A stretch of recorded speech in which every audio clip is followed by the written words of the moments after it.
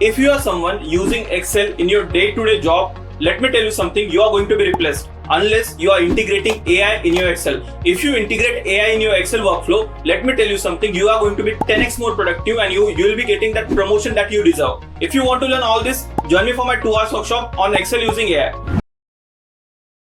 In today's topic on what should I learn in Excel is Name Manager. When I go to Name Manager allows us to handle the data at a much better rate. My agenda on this data set is how I can navigate. What I'm using right now is a very small data, wherein if I have a larger data or if I want to handle data from multiple sheets without going to the respective sheet, I want to still make my data work better. This is where I will use Name Manager. But when I use a Name Manager, I can give a range here, but I cannot give a growing range. Probably if you want to give a growing range here, then I would like to keep the data set inside a table. Let's learn how to use a Name Manager first, and then we will go forward for the other dimension, the combination of Name Manager in a table feature. The data that I have at the moment is this, and if you want to know how to create a Name Manager and where to go forward and so on and so forth, you have a small index component comes in here. So let me just create a Name Manager. Again, when I go back to the Name Manager, again the Name Manager is also classified into 3. I will either call this as Name Manager or a Name Range. In our Name Manager or Name Range, we can build a name range in any dimension that you want. Generally, I create column-based Name Manager, and then I'll create cell-based Name Manager, and then I'll create a range-based Name Manager. So we will use them in different scenarios, and how we're going to use all of them, we will see all these dimensions one by one. But the current video is more on creating a column-based Name Manager instead of using a cell range here. Let's see how to do that. So I'm going to go back to my data set. This is the data set that I have here. The Name Manager generally comes in our menu called Formula, and then in here you can choose the formula here. I already have a Name Manager here, so I'm going to just select and delete that and give an OK there. And I'm going to create a Name Manager here. So before I create a Name Manager, let me run this in a simple set of formulas with a cell references into place, and then I will run the same formula again with the Name Manager in it. So I'm going to create a simple logic. So I'm going to go for all these 5 small formulas that we are about to have in a general Excel called sum, count, average, max and min. And how do I do that? So I'm going to go back to my data set here. I'll say I want to give a sum, I want to go for a count, I want to go for an average, a max and a min. Advantage of having a sum functionalities, I have a keyboard shortcut for a sum function. If I give alt equals, the sum formula automatically pops up for us. No other formula in Excel has this special feature. Let me jump the list here. So when I give alt equals, you can see automatically it adds the range, but again it's taking the wrong range here. My agenda for the data set is I want to find out the profit breakups here for the total. What is the total profit? What is the count of line item that I have a profit here? What is an average profit that I made? What is the highest level of profit that I extracted in this data transaction, and the minimum profit that I earned here? So I'll give an alt equals. I'll move the cursor to my profit. I'll say shift control arrow down. That's going to give you the entire list. Now normally whenever I have a data which is beyond my visibility, I would like to see the answers every time, either once the answer is populated or before I populate my answer. So these are the 2 different ways that I achieve this. So if I want to see the answer, or if I want to populate the answer, and I want to see the formula first and then get the answer, I have a keyboard shortcut to achieve that. I'll give a control backspace here. That's going to take you to the formula where you can see this is the formula that I gave here, and when I give an enter, that's going to populate my answer automatically.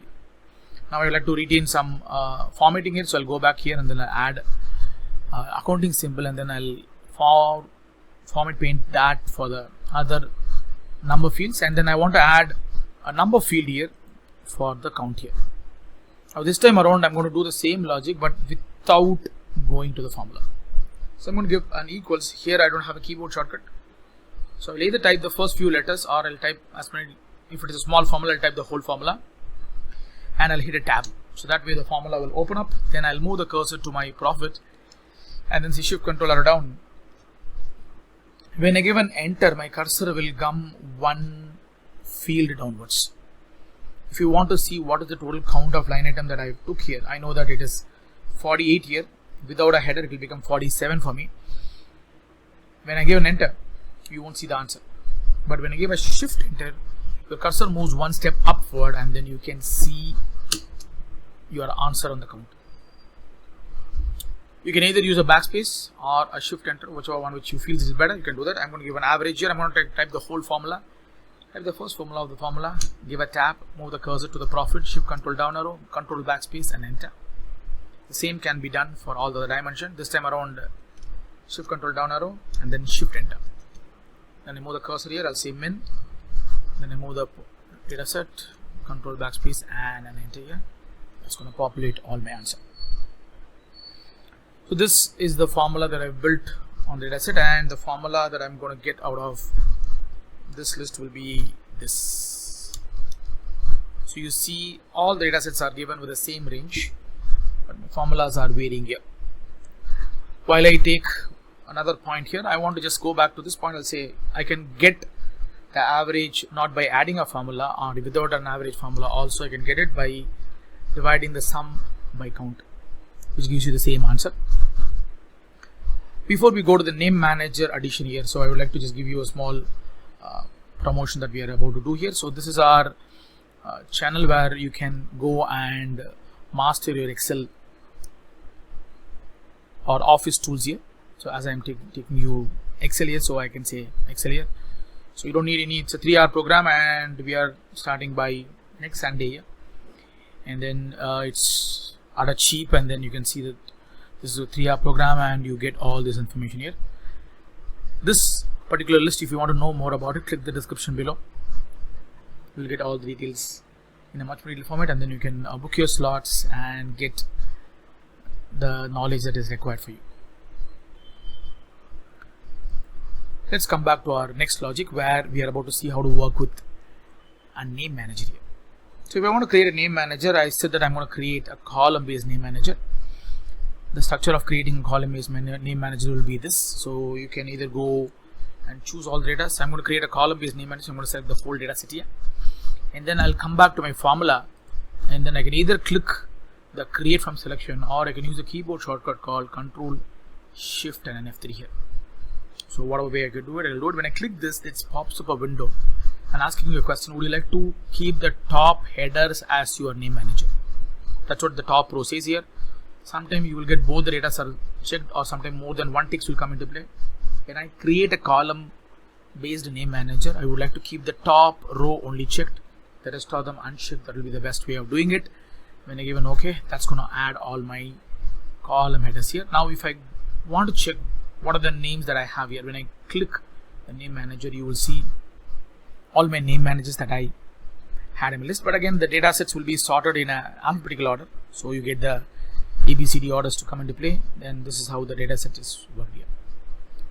Now I'm going to build the same logic. So let me just copy this, paste it here, and then I'll go back here, I'll copy this, I'll paste it here, and I'm going to do the same here. I'm going to copy this and paste it here. If I want to get a name manager here, now I know the name manager's name here. So if I want to get the profit column, I don't want to go to the profit column from the first line to the last line. Use the shift control down arrow and then use control backspace, shift backspace, shift enter, control enter. Nothing has to be done. To add this formula, I'm going to just say equal sum tab, and I'm going to type the profit here, PRO. If the data sets are too much here, then add one more character here that's going to filter out your name manager automatically. Hit a tab and give an enter. Now I got the same answer. Let me just take the whole formatting here, go back to the home tab, format painter, and then do the format painting for this line. Now I get the next list is equals count tab PROF tab and enter, equals average tab PROF tab enter, equals max tab PROF tab enter, equals min tab PROF tab enter. If you see the answer is typically the same, but I'm now no longer calling my ranges from G1 to G40 or something like that. It is all named as profit. So this is how we can do it. In our subsequent video, we will see how to put the same logic inside a table. If that is a case that happens in the real world scenario. So if the data are going to grow, the data growth will never affect you because your table will grow with your name manager and you get both the answers running properly. I'll show them how it's going to work for me in my next video. This is Vinod signing out from Be10x YouTube channel. Please do like, comment and share this video with your friends and family. And subscribe this channel for much more informative videos to follow. Thank you so much. Have a great day ahead. Happy updating.